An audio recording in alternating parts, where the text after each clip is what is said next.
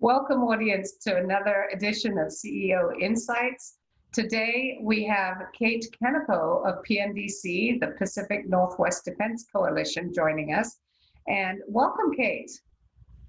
Thank you so much. I'm glad to be here with both of you ladies. Maybe you can introduce yourself and talk to what's going on at PNDC. Give us an overview, please. What is PNDC? Absolutely, that's a good place to start. So, as you mentioned, we're the Pacific Northwest Defense Coalition, or PNDC, and we are the not-for-profit business trade association for the Pacific Northwest defense and security industry businesses. So, businesses in Oregon, Washington, Idaho, etc. And our mission is pretty simple: to bring more defense contracts to the Pacific Northwest and support the supply chain for these companies and these contracts.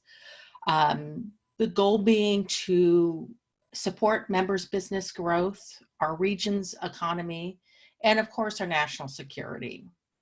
So my role here as Vice President is to lead the staff and support our wonderful volunteer board of directors and our committees to accomplish these goals. Yeah, thank you, Kate. This is Suzanne, and before I ask my question, just wanted to do a very fast introduction. So we have here myself, Suzanne Hannafin, and then you met earlier Karen Anderson, and the child walking behind me is Wyatt. So thank you for being flexible. But Kate, tell us a little bit about the industry itself, because we don't think of the Pacific Northwest as a large supply chain to the defense, community. So give us a little bit more information and how your company is set up or organization is set up with volunteers, board members.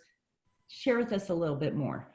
Absolutely, yeah. And our membership ranges from Fortune 100 companies to small machine shops, aerospace, unmanned technology, advanced manufacturing, tactical equipment, maritime defense, really a gamut of different industries that supply Department of Homeland Security, Department of Defense, allied military governments.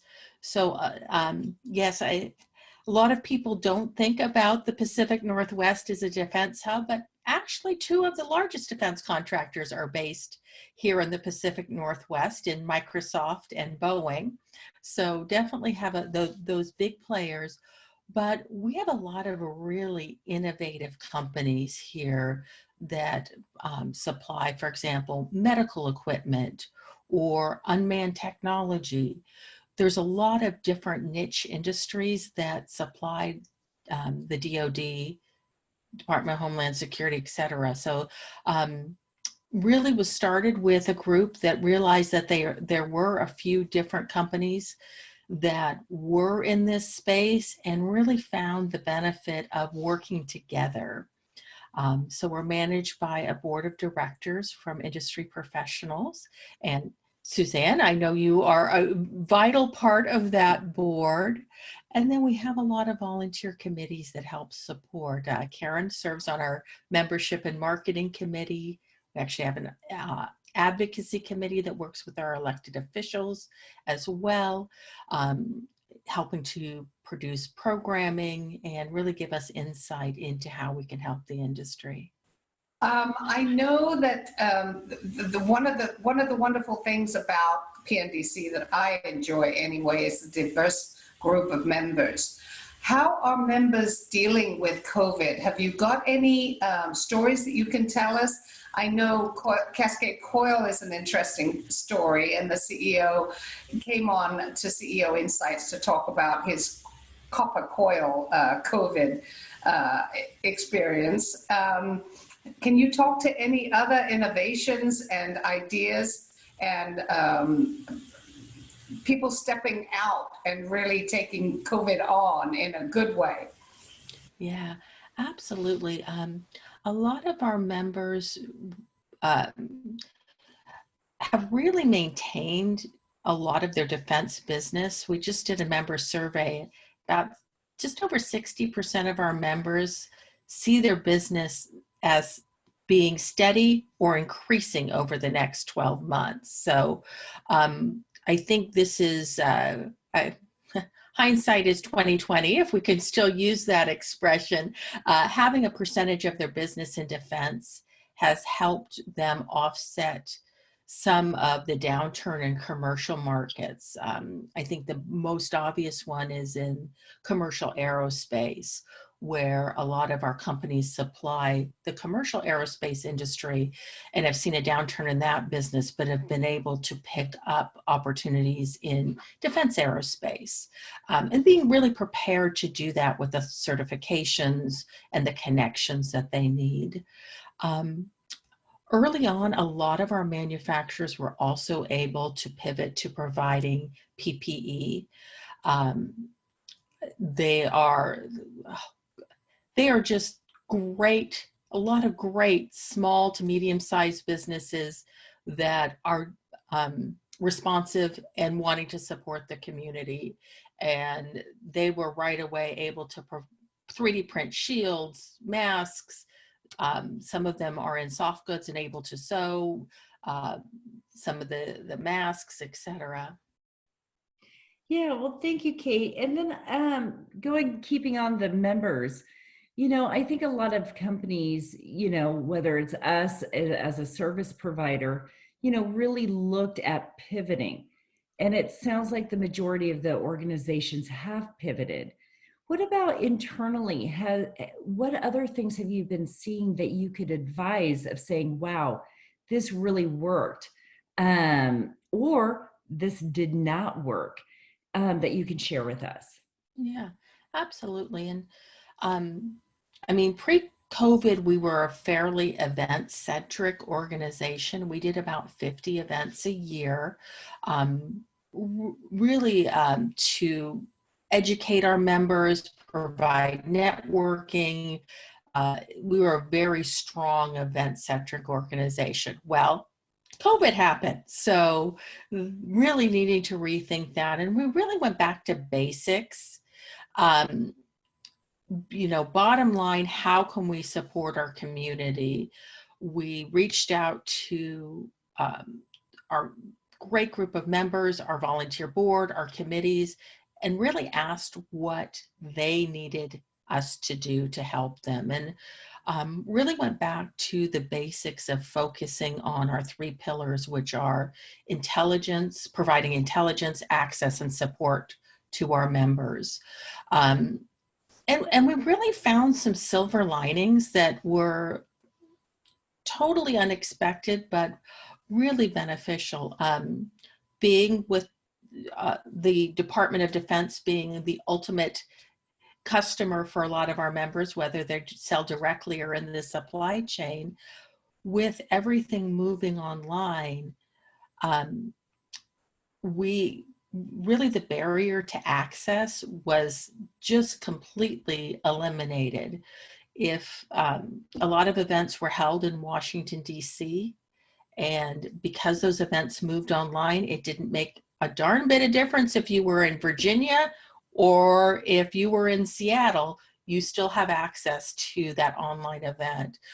We were able to do a pitch day with about 15 really top level innovative procurement people from different branches of the military.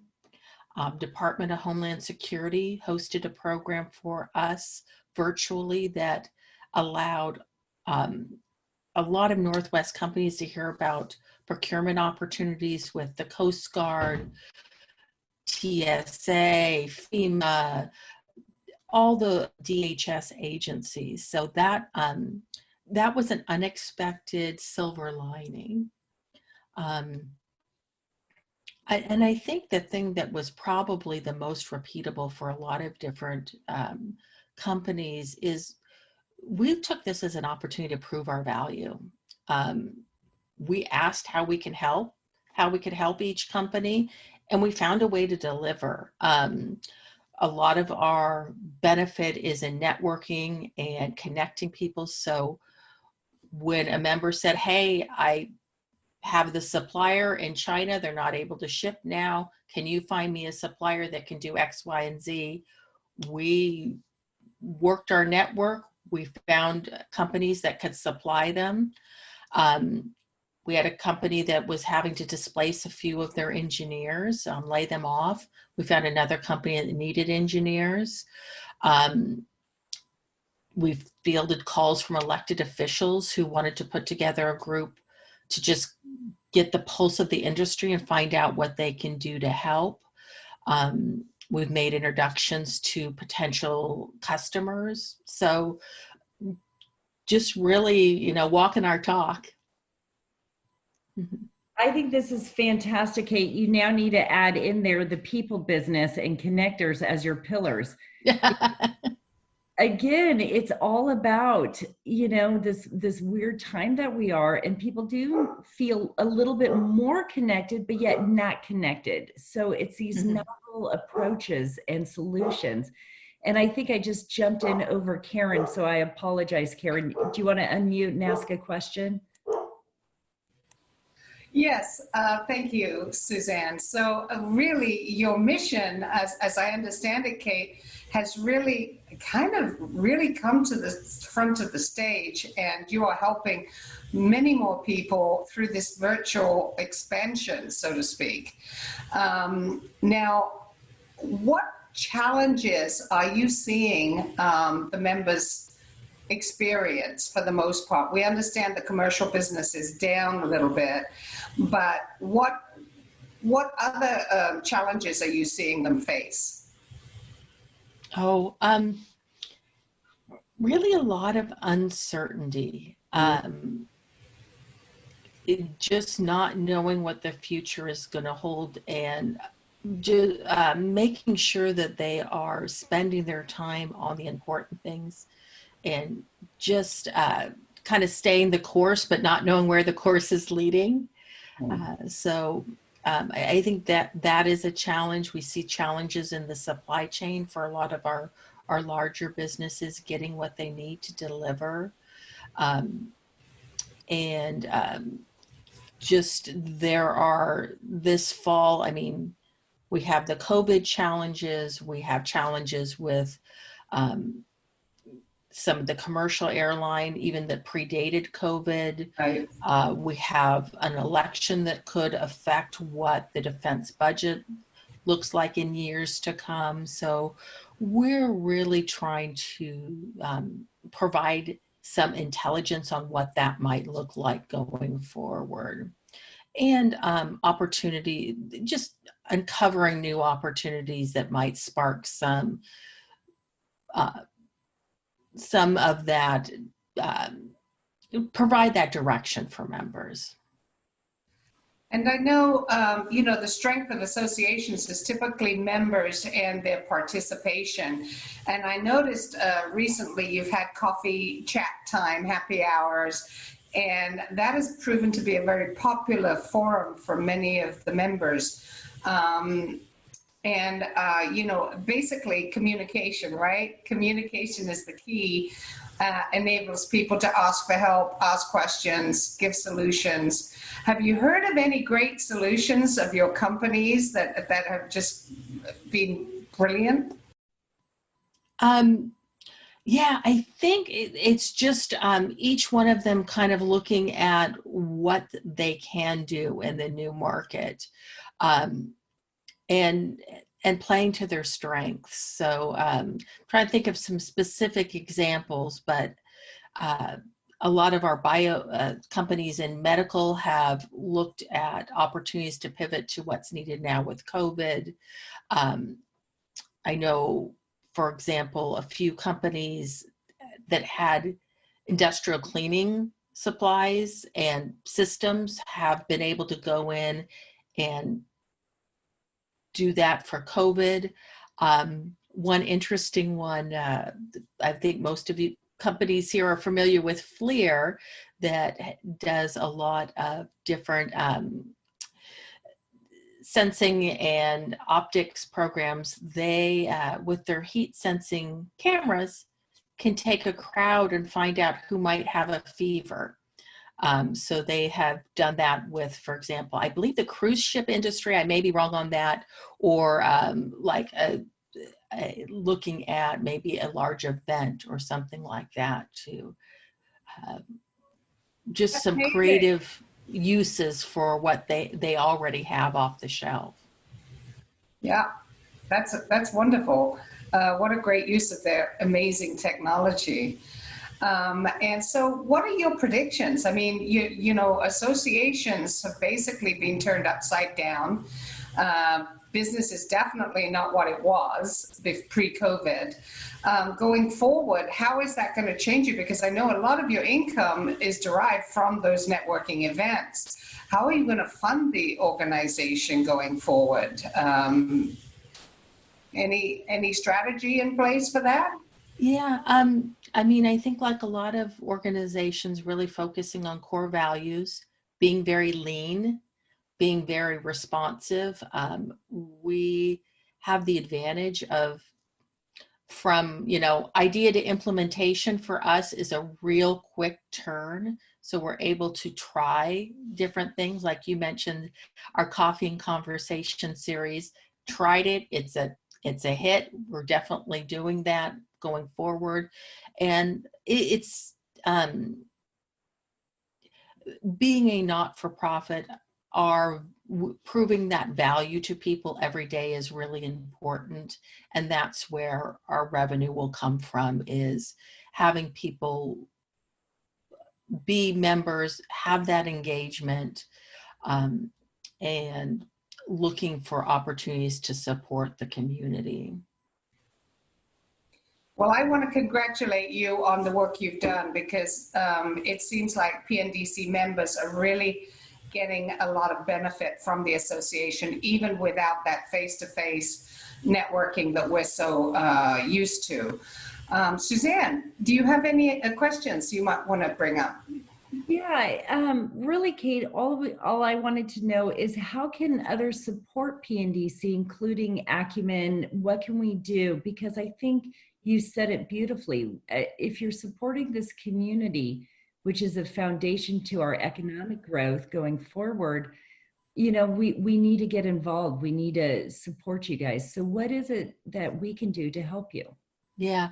Oh, you have been such big supporters, and I really appreciate the way you approach your engagement with communities like that. You truly understand our members' businesses and can really support them in what you do and bringing great people to the table to lead their organizations. It's every industry has their niches, so it's so important to really understand the culture of the industry and the culture of the companies. So really, I think coming together, communicating, taking advantage of opportunities, and giving us feedback is so important. We have so many great minds in our organization. Really, a lot of our best ideas have come from our volunteer leadership,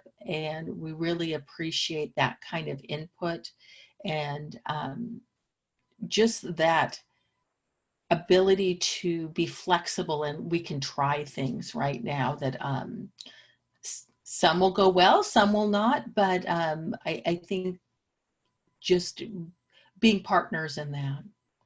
And I'm going to jump in where Kate's not saying it. If you are in the supply chain of the defense community, or supports the Homeland Security, or what have you, get a hold of Kate at PNDC, because they are doing some great things. And it is all about this community and to grow this community. So even though she didn't say it, I'm saying it for her.